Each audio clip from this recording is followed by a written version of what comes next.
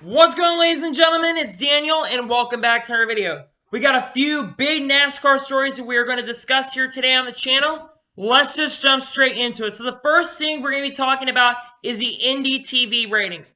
According to Adam Stern, NBC earned 2.67 ratings and 4.34 million viewers. That is up from a 1.9 rating and 2.97 million viewers. Though this was ran in September last year, and there were NFL games going on at the time. Let me just say, that is a 46% increase. That is a massive, massive increase for this race. And a lot of the reasons for that, in my honest opinion, are due to the fact that we had the Indy doubleheader. Yesterday, the day before the race, we had the Xfinity Series and the IndyCar Series racing on the same day. I think that did lead some fans to come back and watch the Cup race at Indianapolis the next day for the Brickyard 400, which that is an awesome game. 4.4 million people. That's a nice game in my opinion. And it's great to see that the Indy TV ratings were up that much. A lot of that is from the fact that a lot of people, you could not go to the race. Granted, there were people that were standing outside the racetrack, but it was pretty cool that this race had a major increase in TV ratings. Great to see those numbers up because we've had a lot of races that have had loss of ratings, but that's been because of rating. We also had a lightning hold. The fact it increased that much, even with that couple lightning holds that we had during the race, I think that is a major, major win for the series. Now we get into the next story. Bubba Wallace has signed an endorsement deal with Beats by Dre. Congrats to Bubba Wallace on that. That's awesome to see. That's a major, major, major signing right there. Beats is one of those really, really major companies. And the fact that he has signed an endorsement deal with that company, that is great to see. With all the stuff that happened yesterday, I'm not going to get into that much and talk about it. But with all that happened yesterday, they were supposed to announce it later this week, but they decided to announce it yesterday after all the stuff that happened on Twitter. If you're on Twitter, you probably know what happened. Really, really awesome endorsement deal to see. I think LeBron is signed by them. Serena Williams, Odell Beckham Jr. Tons of people are signed by Beats by Dre. Beats by Dre is the lead maker. Currently, I think at the moment, the lead maker in headphones. I have a Beats myself. I think Beats is a great company, and I'm glad to see that Bubba Wallace has signed an endorsement deal with that company.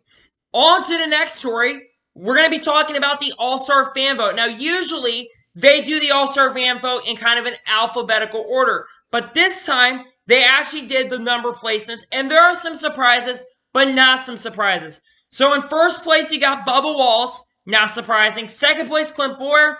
Third place, Matt DiBenedetto. Fourth place, William Byron. Fifth place, Corey LaJoie. Sixth, Tyler Reddick. Christopher Bell, seventh. Eighth place, Timmy Hill. Ninth place, Eric Almirola, and Austin Dillon is currently 10th on the All-Star Fan Vote. It is not very surprising that Bubba Wallace is currently in the number one position of that All-Star Fan Vote. Bubba Wallace has had a lot of support over the last few weeks, and you look at his Twitter following. Adam Stern tweeted this out, that the number of followers he's gotten on Twitter has doubled. There's been a lot of people shouting him out, people like LeBron, people like Mark Hamill, who's tweeted him out recently. So it's not very surprising that Bubba Wallace is number one.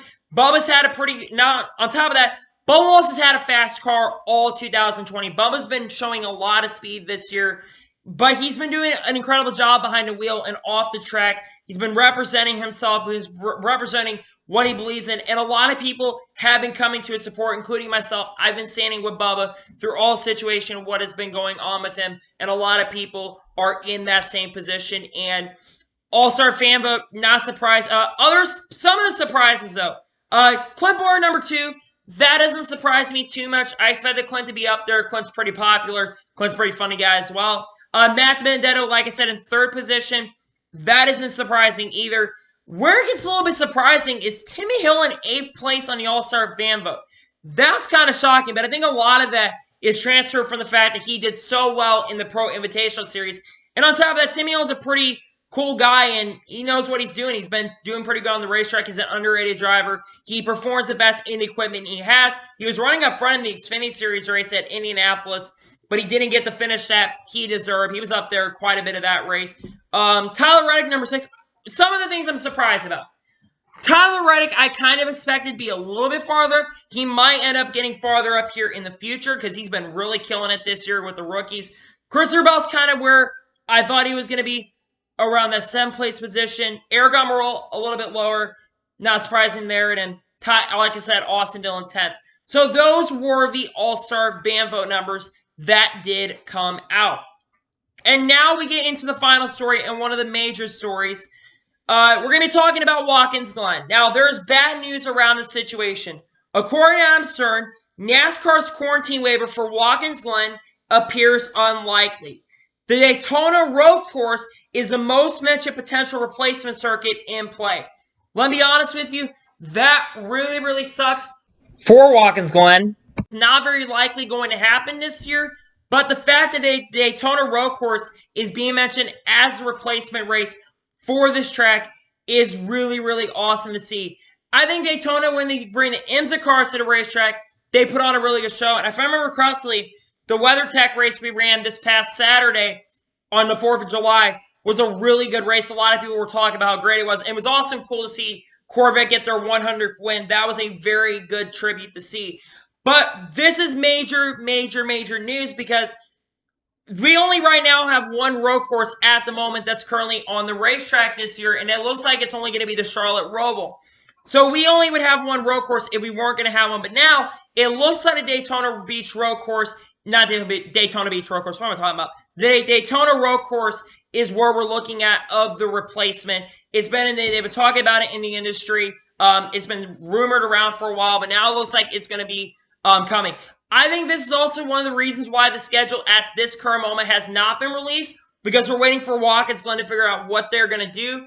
It looks like there's a good chance that a schedule could be released as early as tomorrow, and could possibly be the replacement. Now, the question is, will fans be allowed into the race or not? Now, I would say you could do some social distancing practices, but Florida has had a major, major recent resurge in cases recently with COVID-19, so I'm not very sure if we are going to see fans or not. If we do see fans at this race, we're probably going to see about 20 to 25% attendance for that race. Probably not going to be a lot of people. Probably only going to be like 20, 25,000 people are going to be allowed into the race if it does happen because of the recent resurgence of COVID-19. They'll probably be doing a lot of testing.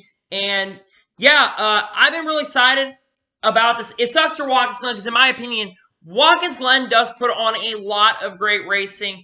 And I wish we could see racing at Watkins Glen this year. They were trying to get fans into this, but Cuomo never wants to do anything right. You know, Andrew Cuomo, he's not done the greatest, in my opinion, as a legislator.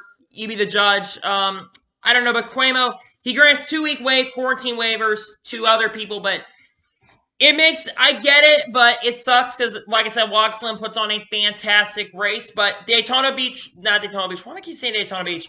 The Daytona Road Course puts on a really, really, really awesome show when we do the IMSA cars. So I hope that we do get to run at Daytona Road Course as a little test, because we are supposed to be next year racing at Daytona Road Course for the unlimited, not the unlimited, the Clash, which is for the first time. But now it looks like there's a good chance that we're going to be racing there here on August 16th as a replacement for Watkins Glen. So yeah, those are all the stories that I wanted to cover in today's episode. So anyway, I want to thank you guys for watching today's video. Please like and subscribe to the channel, turn notifications so you can be notified when a video does go live on my channel. Follow me on all my social medias, links in the description below for that, and comment your thoughts on today's video. What do you think about those Indianapolis TV ratings? Do you think they're awesome or not? Let me know in the comments below. What do you think about the All-Star Fan Vote? Do you think that's an interesting number and interesting places for the drivers on that or not? Let me know in the comments below. And what do you think of possibly the Daytona Road Course replacing the Watkins Glen race?